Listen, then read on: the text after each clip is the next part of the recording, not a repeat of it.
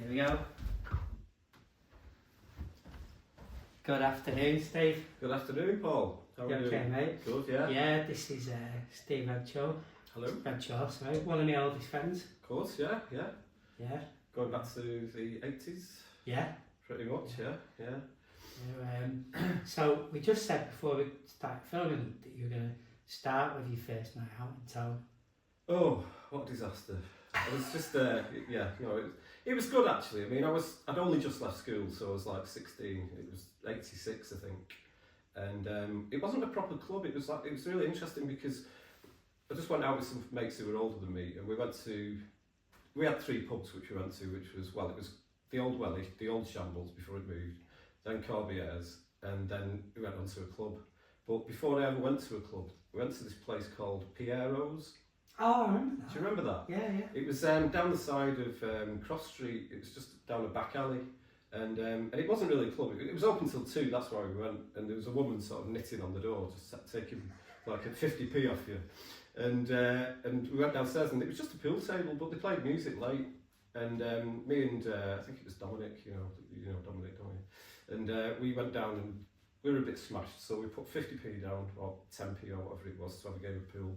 Started playing these Wythenshawe lads, and anyway, we ended up winning. I was like looking at the pool ball going, it's really swaying, and I managed to get it in somehow, the black, and we just went, yes, and we picked up the money, and we just started wobbling upstairs, and there was loads of them at the top of the stairs, and we just went, I think we'll have that money off you if you don't mind. I said, no, we've won it and all this lot, and I was arguing with them, and I thought, there's only 2 of us, there's about 10 of them. Anyway, one of them punched Dominic, he fell down the stairs.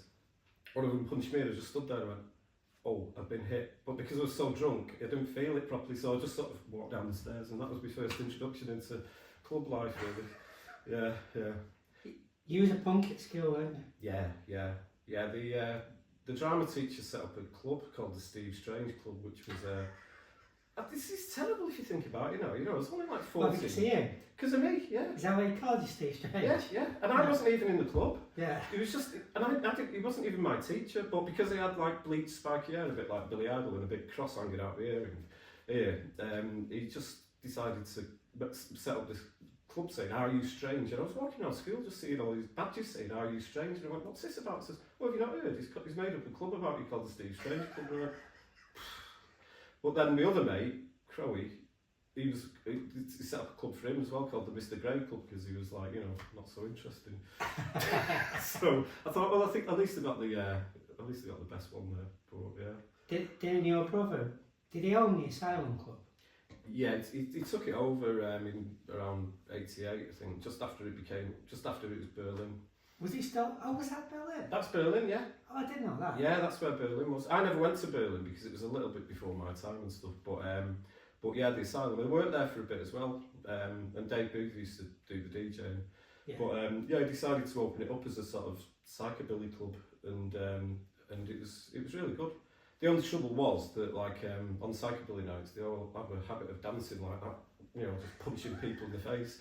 So I thought, I'm not going to work on those nights. Yeah. And I always remember one character that used to go there, and I was racking my brain to remember what they called him, and he was called Bish, and I think it's because. Oh, I remember him. Do you remember him? Yeah. Yeah, and I think he was a sort of Eastern European guy, and I think he was homeless as well, and he used to just turn up in the club and just sketch. He used to just have a drink of water, and they always used to let him in. And just used to sit there just sketching people in the club and everything like that. And a really peaceful bloke, really nice. And it makes you wonder what happened to these people, Bish did, he was in the Ritz on Wednesday, and he'd sold drawings or paintings, didn't he? Yeah, that's right, just to try and get some money together, yeah. And the brick house as well, he turned up there years later. Right, yeah, of course. Yeah, he was definitely a character. But I always remember my first introduction into proper clubs, and I think it was about September '86. It's emblazoned on my mind because your first clubbing experience is something that always sticks with you, and I think I was hanging around with the Callahans at the time, and he said, right, let's just go to a club, let's go to the venue. So, and you have this image in your mind of what nightclubs are like. Yeah. And because I'd only just left school, I was just thinking, nightclubs, it'll be all palm trees and like Fagins or Rotters, you know, that kind of place, full of like, you know, lads with tashes and, you know, wanting to start fights and that kind of thing. I thought, it's not going to be my thing. Yeah. Anyway, you walk in the venue and it's just a far cry from all that. I was just amazed because it was like, you know, sticky carpets and really, really good music. I mean, it's basically the Smiths. Yeah. Smiths nearly all night, you know. Yeah. But that suited me because I thought, God, this is the stuff that you never hear on the radio or anything like that. And there's an actual place you can go where you can just listen to this sort of music. And I was just hooked after that. Yeah. Absolutely hooked. It was just brilliant. Absolutely loved it. And then after that, it was like DeVille's and there was Cloud 9. Did you ever go to Cloud 9? No. I never went to Cloud 9, but we actually played there. It was like a Battle of the Bands thing, you know. When I was Your band played that? yeah, the one I was in with Dominic, it was before Drive Mania. Main Influence? Main Influence, that's the one, yeah. And we played there. But I was a bit fascinated by the place because, I don't know how true this was, I always wanted to go because they had like telephones on each table. What, in Cloud 9? Yeah. Yeah. And what you could do is you could like phone up another table and say, would you like a drink? Which sounds really creepy now, and it sounds like really weird, but it was sort of an early sort of mobile, before mobiles obviously, you know. Yeah. But I mean, you could, it was just so amazing that you could, I can phone somebody up on a table over there. It was like cutting edge of technology, it was madness. Trying to make wrong number. Yeah, exactly, yeah. You had to take a look at you and go, nah. I know there was a club in Elmston that did that. I think it was called Corkers. Oh, right. I never saw it. I think I went in Corkers once, but the phones had gone. Right. Yeah, so there's no point in going then, was there? You might as well just go to the club, pub, you know, or something. But, did you end up working at the venue? yes, I did. Yeah. That's an interesting, well, I found it an interesting story, but I was in there one night and I'd had quite a lot to drink. I think I drank enough pints, I was only 16 again at the time, and I think I drank enough beer where I just got bloated, and then after, when it got to that stage, I just went on to vodka and limes, and you can just neck them, you know, and I was pretty hammered. Then I went to the loo, and on the mirror, it said like bar staff wanted. So I thought, oh God, yeah, I'd love to do that, you know. So I just went up to the person behind the bar and said, could I have a job? You know, are you looking for people? And he said, yeah, when can you start? So I said, well, Saturday if you want. So I said, right, come down tomorrow. And I was like, brilliant. So I started, really, really enjoyed it. Like, you know, just because I was only 16 and it was all new and really exciting and stuff like that. But there was this guy that came in, and he was a friend of a friend, and he was in, do you remember Bread, the sitcom? Yes, yeah, the McGann brothers. Yeah, that's right, yeah. Well, he played Billy Boswell. I can't remember what his real name was, Nick Conway or something like that. Anyway, I got talking to him, you know, in the bar, and he was a really nice chap. And anyway, we were talking about dates of birth and everything, and I said, oh, mine's such and such, you know, 1917. He said, hang on, you shouldn't really be working here, should you? You're only 16. And the manager was stood right behind me, and he just went, sorry, you're going to have to go. And I was like, so yeah, so that came to an end. But no, I love working there, and it was just like listening to all. It's when Dave Booth was playing, and a lot of other, like Alan Maskell and all that. Oh yeah, I forgot that name. Yeah, he used to do the Brick House a lot as well, didn't he? that was one of my favourite clubs. That. Yeah. I know it might not be cool to say it, but I absolutely loved it. Oh, the Brick House was brilliant. Yeah. No, I absolutely loved it. Yeah. And I think that was around the time just after Acid House and all that kind of thing, when it was more sort of getting into the Madchester scene. It's sort of, you know, that kind of era. But when I was going to the venue and the Hacienda, it was all pre that, and you know, pre Acid House and everything, because 86 and 87 it was quite a weird time in music, because you had like Hacienda, which did like indie music on a Thursday, which was about 50p, and Friday was like, you know, like really heavy dance music, which I wasn't into at the time. And then Saturday night, it was just like weird jazz, and people used to just walk around with like headscarves on and stuff like that, and I really liked it actually. I mean, it was sort of, I think it was, a lot of the music was coming out of Hume at the time and all that kind of thing, you know, from the Crescent, and it was bands like Kalima and the Jazz Defectors and all that kind of thing, and it was really cool music, but it just felt a bit pretentious to me. Everyone was just hanging around downstairs in the Gay Traitor and just wanting to look really suave, you know, and all that kind of thing. And I just thought, it's not for me. This I'd just rather the sort of the bog standard smelly venue because you knew where you were then, you know. Because and I always remember queuing up at the venue once, and somebody came out and says, if you like because the first House Martins album would come out, and says if you like the House Martins, it's a great night for you because all they're doing is just playing the album constantly. And I was like, brilliant. So I just went in there. It's great stuff. Yeah, really loved it. Do you know the Brick? I had some of my best years there. I think we that was our club for about a year. It was, yeah. And it was around the time when Vic Reeves was there. Oh yeah, Vic Reeves' Big Night Out. Yeah, and we were just quoting it to each other and sort of acting it out and stuff like that because we were a bit obsessed, weren't we? Yeah, with that. And it was totally unpretentious, wasn't it? And he just got drunk in there, and then you just had like an amazing night, didn't you? Yeah. It was so gutted when that place closed, really. You know, but I think it was pretty condemned, wasn't it? Because it was underneath the railway arches, and it was just like stuff dripping down, you know, and all that kind of thing, water from the railway above and that. And I think it was probably lethal, you know. I mean, God knows how. We must have got on with the electrics with the DJs and stuff. But so you were in a band, Drive Mania, weren't you? Yes, yeah. That was interesting. We very nearly made it lots of times, but never actually got there, you know. But we used to play the Boardwalk all the time, around the same time as Oasis and stuff, you know, when they were playing at the Boardwalk. But we never actually ran into each other there. But I did run into them at the recording studio once. Did you? Yeah. It was it was a place called. It was Abraham Moss in Cheetham Hill, and John, our guitarist, was working there. And that's John Delph. John Delph, yeah. And he was recording their demo tape, and we were coming in as they were coming out, and Liam just sort of said to me, he said, "Why don't we go in the green room? I'll make you a cup of tea." So I went, "Yeah, all right, mate." I just thought, he's a bit dodgy. But then I got chatting to him, and he just seemed like a really nice lad, you know, dead nice. So I went back into the studio and said, "Anyway, listen to our demo tape." And I was listening to it like that. Bearing in mind, we just won the best unsigned band in Manchester a couple of weeks ago, and I thought, I was looking down my nose at them, just going, "Yeah." Did you win that? Yeah. Oh no, we played it. We didn't actually win it. I think there were about 3 bands on, and we were one of them.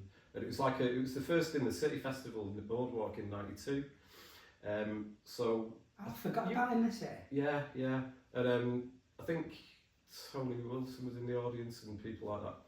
And so I was a bit full of myself, thinking, you know, oh well, I'm one of the top 3 unsigned bands in Manchester. So I was looking down my nose at Oasis, just sort of going, yeah, you know. And it says, "So what do you think about tape?" And I was just like, I looked at them all and just thought, you just look like a bunch of car thieves. I thought, I better say something not too bad, you know, just in case they nick the car. And I said, yeah, it's all right, you know, it's a bit Beatlesy, but it's all right, you know. And then, you know, a year later, I was working back at ICR, and they were playing Bloody Main Road. Yeah. So yeah, but I'm not bitter. John Delph got you. Did he work at the Boardwalk or something? Or did he know someone who worked there? Because you got gigs there regular, didn't you? Yeah, no, that was just us. That was because I used to play there in a band called Main Influence in about '86. So I knew about the place, and then there wasn't many places to play then. I think this was pre-Roadhouse as well. I don't think that was anywhere. That hadn't started up, because we would have played there, but it just didn't exist. So there's only really the Boardwalk where you could play. And then the other places were like the Academy and the Hacienda, which were a lot harder to get on. Yeah. So the Boardwalk was literally the only place you could play for a struggling band. So yeah, but with the owner of the Boardwalk, Colin, I think his name was. Sinclair. Colin Sinclair, that's right, yeah. He really liked us, and he liked one of our songs in particular. So he invited us down. He said he was setting up a record label called Too Damn Loud. And he said, "I've got 3 bands again that I'm interested in. Why don't you come down and we'll have a chat?" So we went down and we were just dead chuffed. "Oh, we're going to get a deal.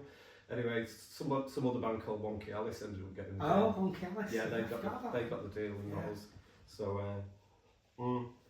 but he said, "No, because I really like you, I'll be putting you on quite a lot." And we started, you know, from playing like the local Sunday night, the local band night.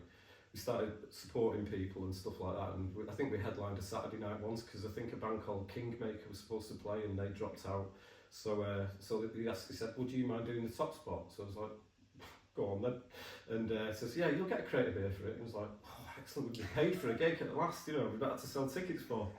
And then of course there was a PJ Harvey thing, you know, so we supported them. I couldn't believe that. So No. I'm sure you won't mind saying it, but a lot of your gigs were empty, weren't they? They were, of course, yeah, they were, yeah, because it was just local band noise, you know. And then I think there was one gig you played, and then a band from Liverpool came down, and they brought loads of mates, and that was a bit of a smaller crowd. But then when PJ Harvey played, we were like, fucking hell, there's a massive queue outside. I know, it was funny because we were sat in the City Road Inn round the corner, and PJ Harvey was in there as well with the two blokes that were in a band. And we didn't know who she was because it was the first time she'd played in, you know, it was the first tour. And anyway, we were just sat in the City Road Inn thinking, oh yeah, this is going to be another Boardwalk gig where nobody turns up and all that kind. And we walked out and there was like a queue right down Little Peter Street, and there were people walking up and down the queue saying, "Have you got any tickets? Anyone need any tickets?" And I was like, shit, it's packed. And then like we got in there and we went backstage, and I always remember you and Steve running backstage and saying, "I've just seen Tim Booth in the audience, I've seen Tony Wilson, I've seen Mike West from the band from Del Monte," and I was just like, now you tell me, don't tell me things like that, because so I went on and I was just like really nervous, but after about 2 songs I got really into it and it was fine. But the biggest thing that happened after that was, I think you were there as well, about a week later we went to Eccles to the Duke of York, and this person kept looking at me from the bar and I was like, what's she looking at? And I thought, it's a bit weird, she was giving me these funny looks. So anyway, I went to the bar and she just looked at me and went, "Excuse me, did you play with PJ Harvey last week?" And I said, "Yes, could you say that a bit louder please?" And he said, "Oh no, we thought you were really good, we thought you were better than them."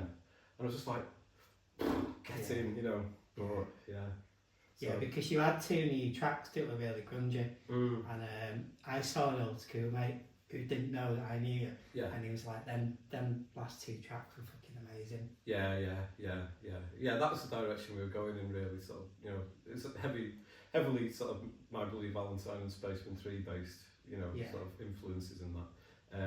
But then it all just packed in, really, you know, people started leaving the band and, you know, things got in the way, work and all that kind of thing, so I just thought, well, I thought maybe I'm getting too old for it, and that was when I was like 24. Yeah. So, yeah, it could no longer be in a boy band at the age of 20. Not that we were a boy band, but, you know. And you played the Manchester University, and that was another empty gig. It was. But I remember Kenny, Matt Kennedy, he was stage diving. Yes, he was, yeah, and I think I've got a photo of that somewhere. He's just like at the front of the stage, like that with his arms on the stage. And I was thinking, who is this person? And we were banging on the stage, and it was quite a big stage because you missed. Banging on the stage saying, "Come on, give it more energy." And I was just like, who is this person? He looks really off his head, and I was just panicking a bit. But no, the reason that was empty, because we organised that ourselves. We just hired the hall and decided to sort of like get 3 other bands on, and then just split it between us. And you know, so I think it cost about 200 quid to hire it for that night. So each band paid 50 quid, and then we just share all the takings. So we definitely didn't make any money. But the band who was 4th, who was the first on, was Embrace. I can't believe that. And they still owe me 50 quid. Because so if you're watching... Oh, I've had it out with them a few times. Oh yeah? Yeah, I've been to festivals and when they've been on and stuff, and you know, on the signing tents and all that they have, I thought, oh yeah, I'm going to have a laugh. Yeah. So I went up to the singer, I can never remember his name, and he says, "Oh, do you want me to sign your..." And I went, "No, I just want my 50 quid back." And he looked at me like that and just went... but yeah. But they got us a gig in Leeds, you see, and they supported us there as well, because that's where they were from. And that was really busy, you know. It was upstairs in a pub, but they clearly had quite a big following in Leeds. But yeah, I think it's easier in Leeds, really, because it's a bit of a smaller town. But trying to get a following in Manchester was like impossible, unless you were really lucky, you know. Yeah, there's just like loads of competition. So much competition, yeah, absolutely. Did you play with the Verve? Did the Verve support you? That was our first gig. It's just a Sunday night at the Boardwalk. Was I there? It was the first time we ever played, and we were only a three-piece. It was before John joined. Yeah. And we'd never heard of them. They were called Verve at the time. They weren't called the Verve, and we just thought, okay, who are these? We got to the Boardwalk, and it was another one of those. They had like the sort of like the barriers out and everything. There was a big queue and a coach and everything. I thought, what's going on here? And they got a coach load down from Wigan, basically, to come and see them. And they were sort of like big in Wigan at the time. And yeah, they were very sort of clean cut looking lads in those days. I was quite surprised when they turned out to be, like quite sort of Rolling Stonesy looking and that. But yeah. So we played. I mean, we were first on and then they were on. So, but that was. I always remember that it was the 3rd of February 1990. Yeah, it always stuck in my head. Yeah. That's the first gig for Drive Mania. But yeah, I had a little bit of a run in. I just went in the dressing room and Richard Ashcroft was sat there with all his mates and a few women and stuff like that. And he just stared me out. And I went, can we come in the dressing room? And you've been in that dressing room, it's horrible. Yeah. It's all painted black and just horrible. I've got a picture of me and Cooney back. That's right, yeah. And they just stared us out and they had loads of drink and everything and just said, can we come in? And they didn't even answer me. I just thought, this is a bit awkward, so we just went and sat on the fire escape. Thought, who do they think they are, these people, But anyway, they proved who they were in the end. Do you know, I have to get this in. I'll never forget being in Corbiers. And you probably know what I'm going to say now. Some woman came over to you, and this is like, it might have been after like the Band on the Week mentioned before. Yeah. And she came over to you, and then you see her body language changed, and then she's like, I recognise you from somewhere. And you were about to say when this band, and she said, you used to deliver my mail, didn't you? That's right, yeah. 386 Langwood Road, I think she lived on. Still remember it because it's dead funny. Because like, I just go, oh, God, yes. She must recognise me from playing and that, She says, yeah, you delivered me mail. And yeah, no, Milkman's the best job he ever had, honestly. It was great, wasn't it? Until then. Maybe like when you're saying like you'd be hungover driving the milk for. Yeah, I crashed it once. I crashed it 3 times, and I'd only been working for about 6 months. And but I'd just be like, one night I had a friend staying over, and we went out to the Conti Club, I think it was, somewhere around. Nurses' night. That's right, yeah, and that was on a Tuesday. Yeah. And I said, oh, I can't go because I've got to be up at 3 o'clock in the morning. And he said, don't worry, I'll give you a hand when you're around. So I said, are you sure? And he said, yeah, I'll just crash on your couch and then I'll give you a hand. So I said, all right then, as long as you do. Anyway, tried waking him up and he just looked at me and went, oh, no chance. So I went out and I was, not feeling too good. And I had a fag on while I was driving my float. And then it just dropped out of my mouth and I went, oh Christ. I pushed it off and just looked up and this wall was coming towards me and it just went, window came right in. And it was on this estate where all these like little old people lived, and they all coming running down from the flats sort of with the little milk. I'll get my own milk. And all this lot says, yeah. And then the worst thing is they sent out a new float, but it was a 3-wheeler, and I was delivering all around the back of Langley Road, and all the kids, the amount of stick we got, like from driving around a 3-wheeler milk float. Yeah, it wasn't cool. It wasn't good for the band's image. Yeah. Yeah, we could album cover that, wouldn't it? It would have been actually, yeah. Drive Mania, definitely, yeah. But your tapes were selling in Affleck's, weren't they? Yeah, as soon as we got our first. Was that because of me, or did? It was John. I think it wasn't Affleck's. It might have been Affleck's as well. Eastern Bloc? It was Eastern Bloc. Yeah, we just went in and just said, it might have been you. Yeah, I think I took her in and said, oh, this band's amazing, like. Yeah, because I think I took some in and said, do you mind if I put some of these tapes in your shop? And he said, oh yeah, no problem. And he was, dead nice and everything. So I just put about 4 tapes in there, and each Saturday I'd go in and said, we sold any of our tapes yet? And they were like, I was like, okay. But I think he ended up taking them home. I should have just bought them, but yeah. Anyway. Did we say the band's name? Drive Mania, wasn't it? Drive Mania, yeah. Not many people remember us, but it was a long time ago. Have you still kept the tapes? I think it's no, because I haven't got a tape recorder anymore. But I mean, there are videos on YouTube. Yeah. And I think we've got because John, the guitarist, he's got his own studio now in Alderley Edge. I think he's moving to some castle in Cumbria now. He's done really well for himself. And he, over lockdown, he said that he had loads of like original DAT tapes of our stuff, and he said, I'm going to compile them all and put them onto Spotify, which he did. But are you on Spotify? we were, but I think I'm not sure how it works because John dealt with it all. I think you have to pay so much to get them on there, and then they send you royalties. And I think because we weren't getting any royalties, we just ended up scrapping it. But we were on there for a while. But I think we've just got one CD now with everything on. Yeah. So, yeah. But I still listen to it now and again, just for nostalgia's sake. And they were all right, the songs, but I can clearly see why we didn't make it properly.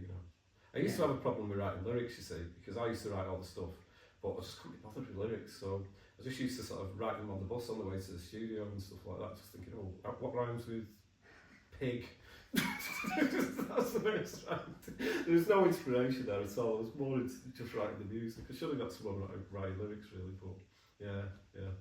Always struggled with that. So where are we at now? we're nearly at half an hour. I'm looking at that as if I'm looking at the clock. I forgot what time we started. I always like try them and like. Yeah. I think for you, I'm gonna say your favourite track on the Corbiers jukebox. Oh my God! Do you know I was in there the other night? Yeah. It was really mad because we were it's when we were going to see. We went to see Abigail's party at the Royal Exchange. So I said there was quite a few of us going down. So somebody said, "Oh, why don't we meet in Corbiers?" And I went, "Oh, do you know Corbiers?" And I went, "Oh yeah." So I said, "All right, that'd be good." So we went down there, and nothing's changed really. It's still. Have you been in recently? No, in fact, the last time I went in, I went in for a piece the other day and it's closed. Oh really? Yeah. So you just went outside. I was furious. Yeah, I actually struggled to find somewhere. Yeah. But then I went in Kendall's. Right. no relevance whatsoever. I highly recommend it. Yeah. It's good in Kendall's actually. Yeah. Yeah. Pistons. But they do like a free pizza. Still doing that, yeah. So we had one of them. But anyway, the jukebox was pretty much the same as it is now, apart from things have been a bit updated. I mean, I always liked. I heard that they did play the Whole of the Moon in there, which used to always get played. Yeah. But I think my favourite one, it was always one that was pretty obscure because I used to really like the Railway Children, the Gentle Sound and Brighter, and Therese by the Bodines. I think they were two. I forgot about them. Yeah, there were two Manchester bands which were sort of pretty big in Manchester. Were the Bodines from Manchester? Yeah. Well, around Manchester. I think they might have been somewhere like Oldham or something like that. Yeah. But I think those two, if we had to name two, it would definitely those two. Yeah. Brings back so many memories, just great bands. So, thanks so much for doing this today. Oh, it's been an absolute pleasure. It's been quite interesting to have a trip down memory lane.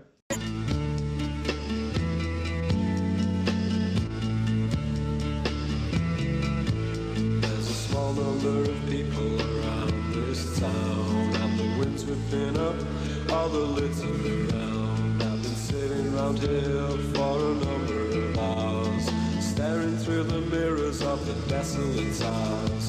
I know that it's time to get myself back home, but I'll stick around for just a while. I know what yours is mine, and what is mine is my own. A scalpel service which goes on for miles. I'm scared, and I don't feel right, and I know it's worth fighting for. Yes, I'm scared.